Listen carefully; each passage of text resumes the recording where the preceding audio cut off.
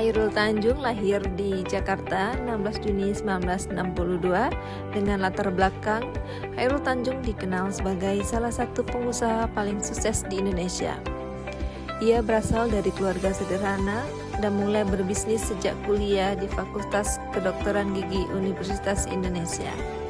Sejak muda, ia sudah berjualan buku, kaos, hingga membuka usaha kecil untuk membiayai kuliahnya. Itulah mengapa kami memilih Khairul Tanjung sebagai tokoh berakhlak. Dilihat dari berorientasi pelayanan, nilai ini terlihat dari sektor usaha yang ia bangun.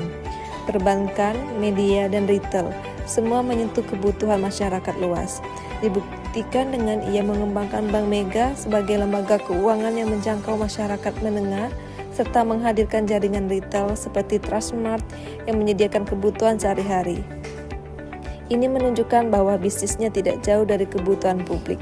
Sebagai ASN, kita pun dituntut menghadirkan pelayanan yang benar-benar menjawab kebutuhan masyarakat. Selain itu, Khairul Tanjung juga memenuhi aspek berakhlak lainnya, yaitu aspek akuntabel. Kepercayaan adalah kunci dalam dunia bisnis. Tanpa integritas, perusahaan besar tidak akan bertahan.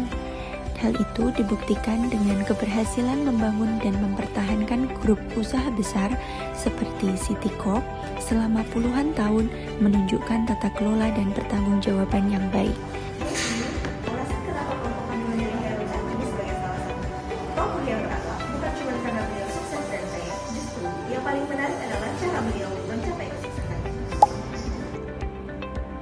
Bayangkan, dia bukan dari keluarga konglomerat loh. Saat kuliah, dia pernah berjualan kecil-kecilan demi membantu ekonomi keluarga. Dari usaha sederhana itulah perjalanan panjangnya dimulai, sampai akhirnya membangun kerajaan bisnis besar, yaitu City Corp.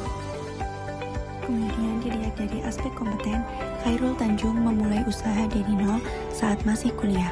Ia menjual buku dan membuka usaha kecil untuk membiayai hidupnya.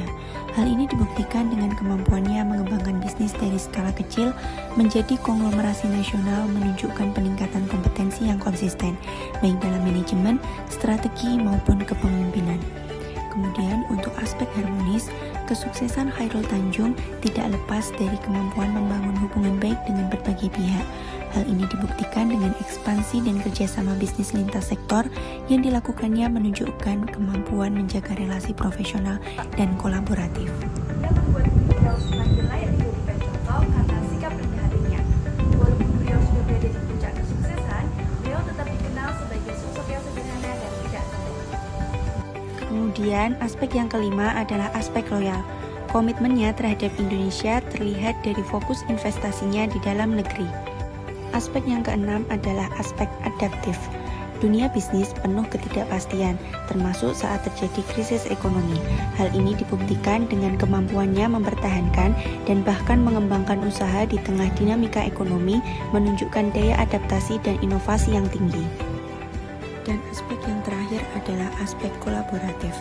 Hal ini dibuktikan dengan berbagai ekspansi dan pengembangan bisnis Khairul Tanjung yang dilakukan melalui kerjasama strategis dan kemitraan.